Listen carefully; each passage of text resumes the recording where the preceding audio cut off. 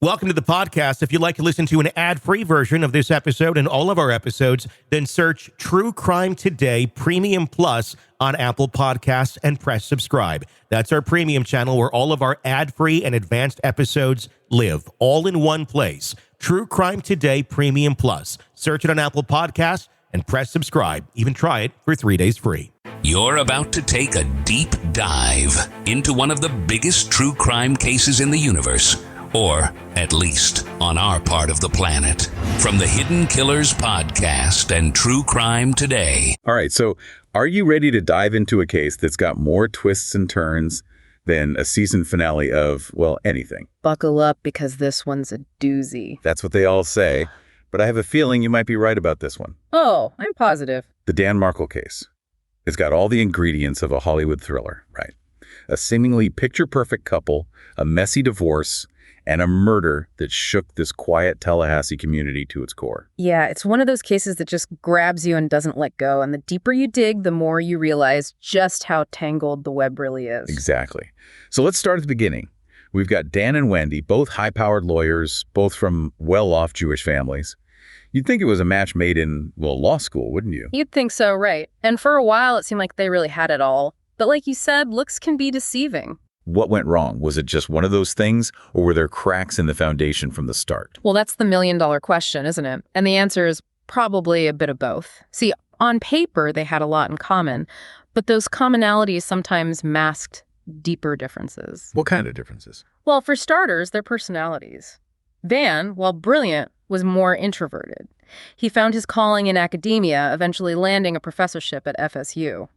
Wendy, on the other hand, was outgoing, ambitious, thrived on the energy of big city life. Moving to Tallahassee, a world away from her family and her Miami roots. Let's just say it wasn't exactly her dream scenario. The classic city mouse, country mouse dilemma. I've seen that one before. But it sounds like there's more to it than just location. You mentioned cultural clashes, especially within their families.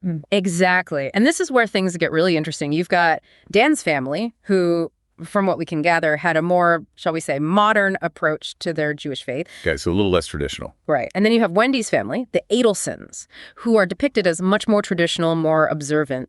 This difference in religious observance, especially regarding marriage and raising children, created this underlying tension. Fascinating. It's like those subtle differences were always there, simmering beneath the surface, just waiting for the right moment to erupt. Exactly. And as the marriage progressed and those differences became more pronounced, that tension, well, it just kept building. And let's not forget about Wendy's novel. I mean, you flagged this as a potential clue, and for good reason. It's about a wife who's unhappy with her husband's career move, feels isolated in a new city. Talk about art imitating life. It really does make you wonder, doesn't it? Now, whether Dan ever actually read the book, who knows? But the fact that she wrote it, that she poured all those feelings of resentment and isolation into her work, speaks volumes. It's like a giant neon sign flashing trouble in paradise. So we've got this growing disconnect between Dan and Wendy, their ambitions pulling them in opposite directions, and then we bring the Adelson family into the mix. That's when things go from complicated to downright explosive. Tell me more about their role in all of this. The Adelsons are a fascinating bunch. You've got Donna, Wendy's mother, a real force of nature, strong-willed, fiercely protective of her children, and very determined to see them happy. And for Donna, happiness seemed to hinge on, well, marrying within the Jewish faith. Okay, so family ties run deep and tradition matters. Got it. But here's where it gets interesting. You've got Robert, Wendy's brother, who marries outside of the faith. And the result. He's essentially estranged from the family. But then you have Charlie, the other brother, living the life of a carefree bachelor, and the Adelsons seem perfectly fine with it. Wait, hold on. So they're okay with the bachelor lifestyle but not marrying outside the faith? What's up with that? Right. It's a head-scratcher, isn't it? Yeah. This seeming double standard is a huge question mark in this whole story. Why were the Adelsons so accepting of Charlie's choices while practically disowning Robert for his? It suggests that maybe, just maybe, there were other factors at play beyond religious observance. Like what? Well, it makes you wonder if control played a role. Could it be that for the Adelsons, ensuring their children's happiness but on their terms mattered more than anything else? Wow, that's a theory and a half. So we've got high expectations, potential double standards, and a growing resentment towards Dan for, well, maybe not fitting into this family mold. Yeah. It sounds like the stage is set for one heck of a showdown. Oh, absolutely. And unfortunately, that showdown took a very dark turn, a tragic turn, as the marriage continued to crumble and the fight for control escalated with absolutely devastating consequences. So we're talking high-stakes divorce, family drama, and then out of the blue, Wendy decides to pack up and leave Tallahassee, takes the kids back to Miami. I mean, can you imagine Dan's reaction? Talk about adding fuel to the fire. Oh, absolutely. And trust me, this wasn't your typical amicable separation. The custody battle over those two boys, downright brutal. Brutal, Hal. Paint me a picture. It was a full-on legal slugfest, with both sides throwing everything they had at each other. Dan went after Wendy's career, accusing her of financial misdeeds in the divorce filings, even tried to get her disbarred. Wendy came back swinging, claiming Dan had created a hostile work environment. It was messy, to say the least, and through it all, the tension, the resentment, it just kept building. Okay, so we've got a recipe for disaster. A bitter divorce, a family divided, and then we get to those chilling jokes from Charlie, Wendy's brother. You know, the ones about hiring a hitman to take out Dan. Yeah, those jokes definitely hit different in hindsight, don't they? It's like, dude, read the room. This is serious stuff. I know, right? And it's not just the jokes that make you go, Let's not forget about that conveniently timed TV repair at Dan's house on the day of the murder. You're telling me. Orchestrated by, you guessed it, Charlie. Coincidence? Maybe. But it's one heck of a coincidence, wouldn't you say? Oh, absolutely. And then the murder itself, it's just chilling. A teacher is on the phone with Dan, hears a struggle, his labored breathing as he fights for his life. Just awful. Awful doesn't even begin to cover it. So naturally, the police immediately zeroes in on Wendy, right? I mean, she's the ex. There's a custody battle raging, and she just happened to move back to Miami with the kids days before the murder. It's like something out of a crime novel. On the surface, yeah, it's a textbook case. But here's where it gets really interesting and more than a little baffling. You see, Wendy's reaction to Dan's murder.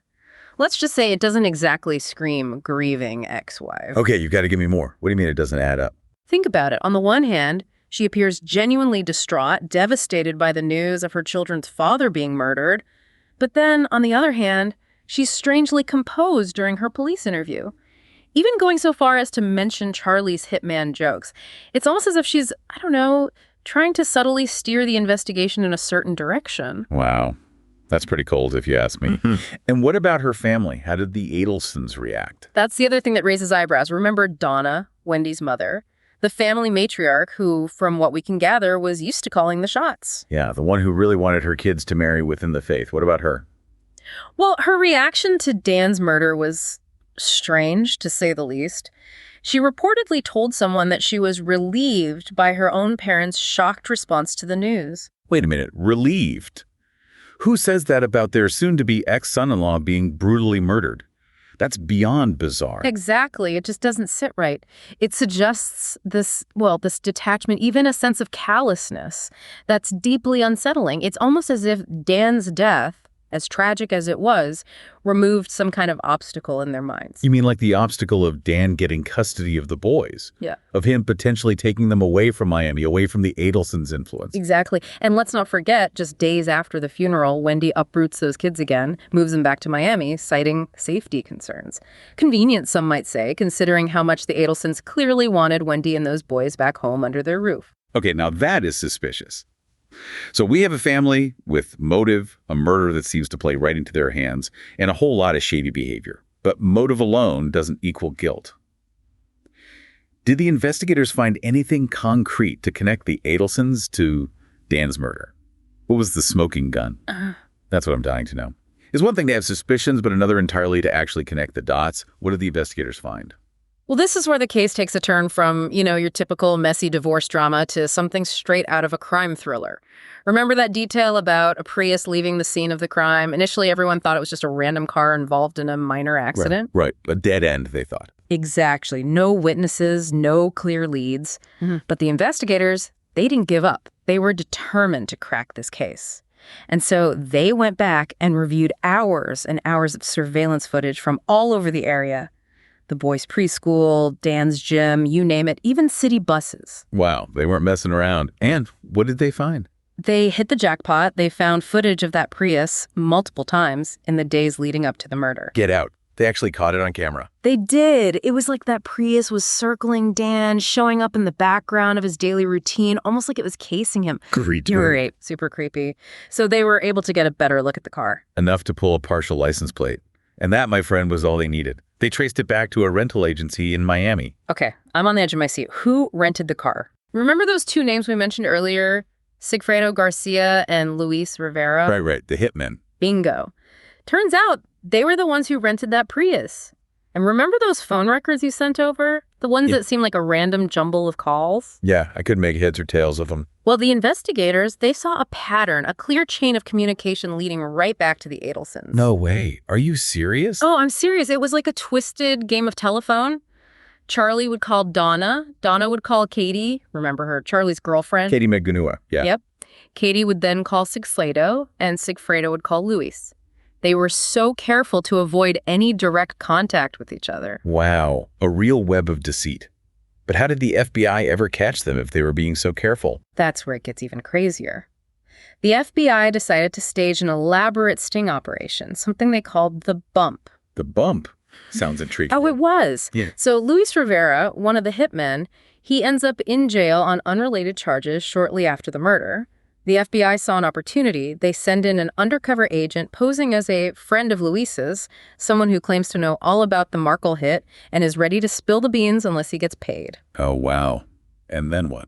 This undercover agent, he just happens to bump into Donna Adelson outside her condo, acting all nervous, demanding hush money. Wait, are you telling me they staged a whole encounter? A whole encounter complete with a fake accomplice and everything. It was a risky move, but it worked like a charm.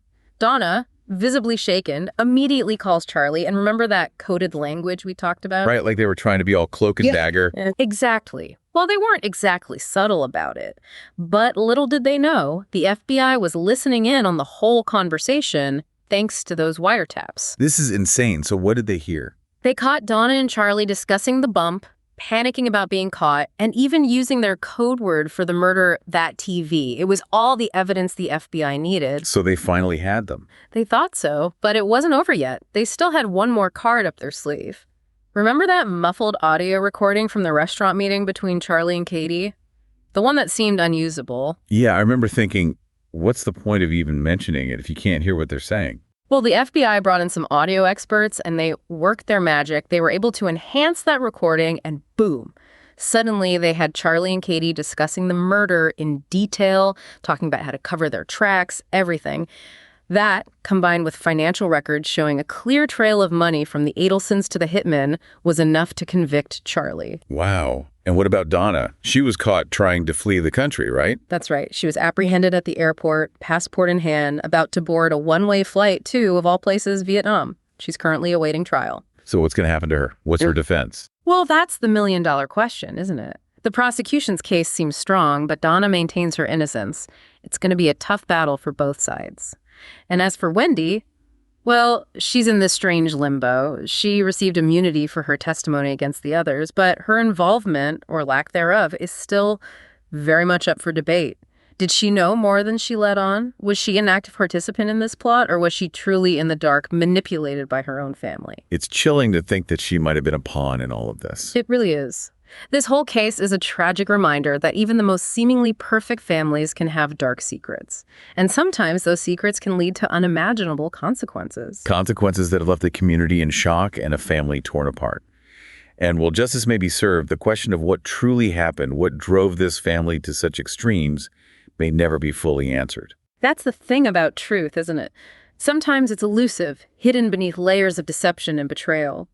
And in the Dan Markel case, the truth, well, it's as twisted and tangled as the web this family wove. It leaves you wondering, doesn't it? Just how much do we really know about the people we love, the families we come from? That's the question we're left grappling with. The Dan Markel case is a story of ambition, betrayal, and the devastating consequences of family secrets. And it's a story that will stay with us long after the final gavel falls. Well said. And that wraps up another deep dive. Thanks for joining us on this journey as we try to untangle the truth behind some of the most baffling cases out there.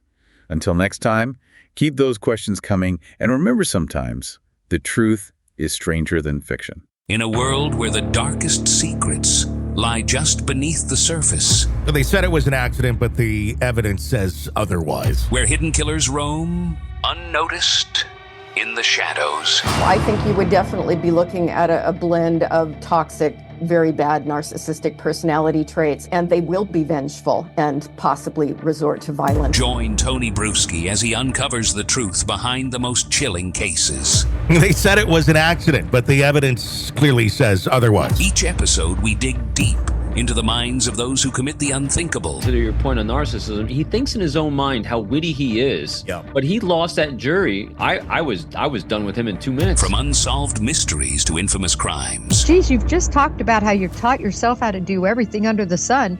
I bet you did a YouTube video, how to best kill somebody with a knife. Hidden Killers with Tony Bruschi takes you where few dare to go. How does someone with such a dark secret go unnoticed for so long? With multiple new episodes every single day. We're not just telling stories, we're seeking justice. Listen now on Apple Podcasts or wherever you get your podcasts. Just search for Hidden Killers with Tony Bruschi.